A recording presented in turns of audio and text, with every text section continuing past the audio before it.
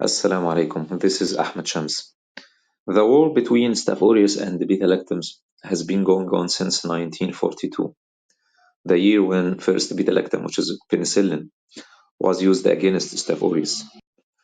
Since then, both sides have been evolving, and each side has been developing new weapons and strategies. In this lecture, we are going to discuss Staph aureus weapons inserted in its genes and expressed phenotypically as different resistant forms. As an undergraduate, you are familiar with Staph aureus or MSSA or MRSA, but as a postgraduate, you should widen your scope about other types and forms of Staph aureus resistance to beta-lactams. Theoretically, you can imagine that yellow circle as a wild-type Staph aureus cell with no resistant genes to beta-lactams in its genome.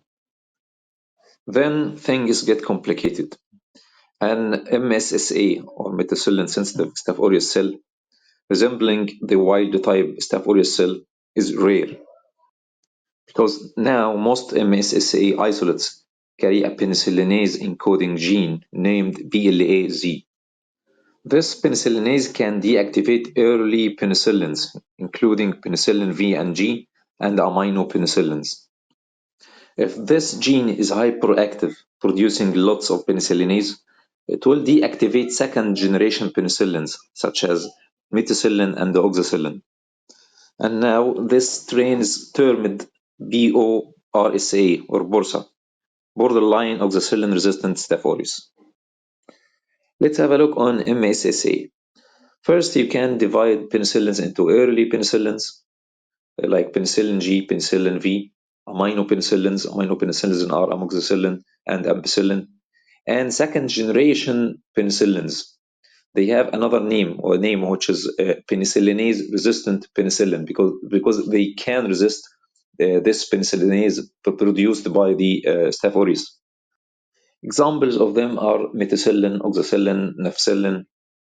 And then you have other beta-lactam groups, including cephalosporins, and cefoxitin is one of the cephalosporins, and carbapenems, and monobactams. All of these groups are called beta-lactams.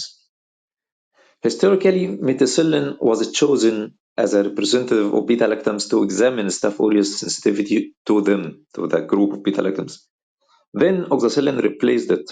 Then cefoxitin was considered a better tester or a better representative. These MSSA strains producing normal amounts of penicillinase show low-level resistance to penicillins. This means they can resist or can deactivate early penicillins like penicillin G, penicillin V, and aminopenicillins. Yet they are sensitive to penicillinase-resistant penicillins, methicillin, oxacillin, nafcillin. That's why they are called methicillin-sensitive Staph aureus. They are also sensitive to cefoxitin and the other beta-lactam antibiotics in general. A deeper look on MSSA that hyperproduces penicillinase makes it change its name from MSSA into BORSA. This hyperproduction of a penicillinase can deactivate early penicillins as expected, like penicillin G, penicillin V, aminopenicillins, but it also gains the ability to deactivate the weakest one of the second generation penicillin, or the weakest one of the penicillinase resistant penicillin, which is oxacillin or methicillin. Please notice that oxacillin and methicillin are synonyms because, as we mentioned, oxacillin has replaced methicillin in testing Staph aureus to beta-lactams. But this hyperproduced penicillinase cannot go beyond this, cannot deactivate other beta-lactams like cephalosporins, especially cefoxitin, carbapenems, and it can be easily inhibited by beta-lactamase inhibitors like clavulanic acid. So such isolates, BORSA, are inhibited by combinations, like amoxicillin clavulanic acid. And this BORSA stands for borderline oxacillin-resistant Staph aureus. But you should know that in some European guidelines like UCAST, it's called borderline susceptible Staph aureus. But I prefer this term, borderline oxacillin-resistant Staph aureus, but you should know that sometimes it's called borderline susceptible Staph aureus.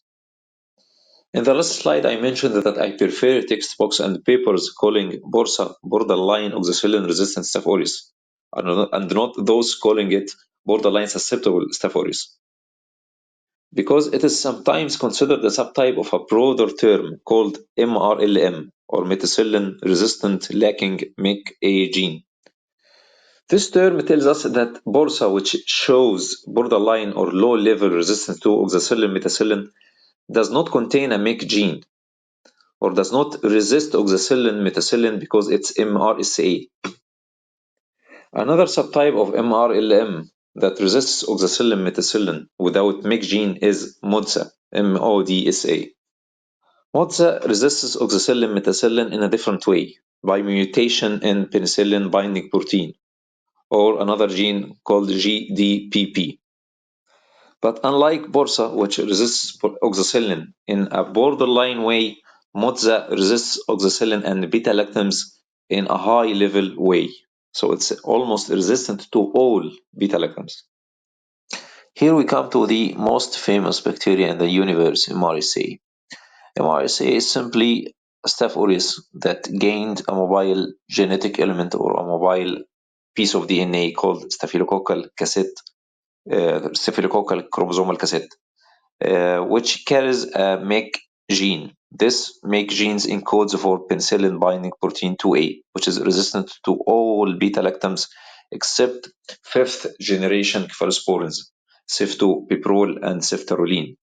Ceftobiprole and ceftaroline are called anti-MRSA cephalosporins. But what if this MIC gene has a mutation? This mutation may make MRSA resistant to fifth generation cephalosporins as well. So in this mutation, you have an MRSA isolate that is resistant to all beta-lactams.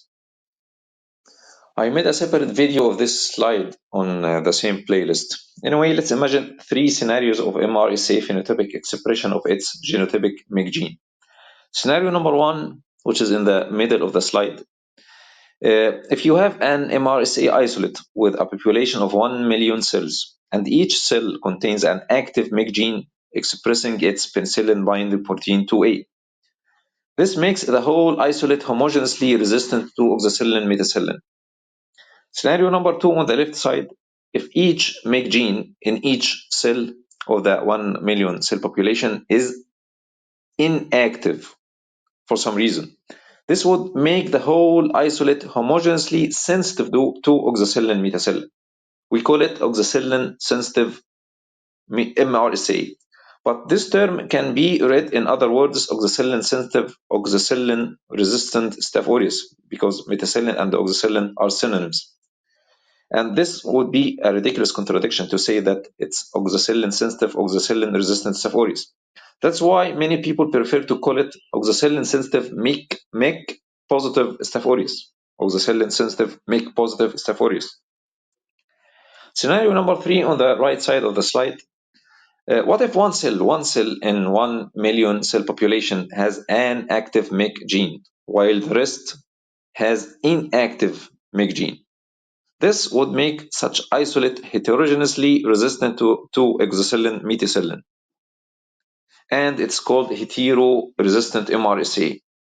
And because this single cell could be neglected or missed in 1 million cells, the whole isolate would be sensitive to oxacillin. But why is it resistant to cefoxetine?